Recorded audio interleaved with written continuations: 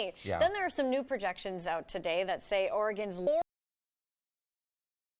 times the revenue as originally expected. That's quite a bit. The state now predicting it will raise more than $43 million by next June. So where's all that extra cash go for us, Tim? But weed shops like the Addis Trading Portland are bringing in way more than ever expected. And the bulk of the taxes they're going to pay on that revenue is going to go to help Oregon schools.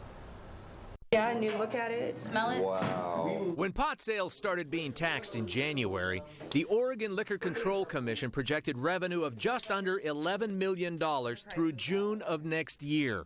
But through this July, have paid $25.5 million in taxes. I think while it's been surprising across the board, we weren't really sure what to expect. The Department of Revenue's Joy Krozik tells me that the now quadrupled projections through the end of the current biennium mean about $17 million instead of $4.5 million will be going to the Common School Fund. When we actually receive that money in the fund, I'm not sure. Julie Curtis is with the Department of Fund. We don't spend it on staff, we don't spend it on new programs. It goes into the fund, and then that trust fund distributes monies to Oregon school districts. And how the money is spent is up to each district, not the state. But I found out nobody will see that additional tax money for at least a year. At this point, distributions will start at the end of the biennium, so after June 30th next year. What are the oversight that this extra money doesn't get lost somewhere wrong?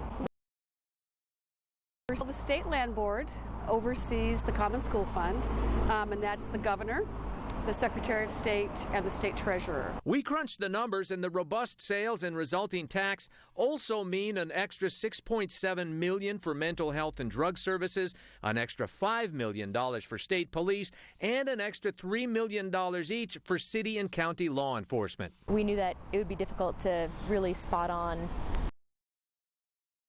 figure out what we should be expecting. Well, the state is already projecting weed tax revenue for the next biennium. That would be 2017 through 2019. The total there for that projected $60 million. That's above the $44 million now projected for the biennium ending next June. And the amount of that next $60 million that would go to schools then would be about $24 million.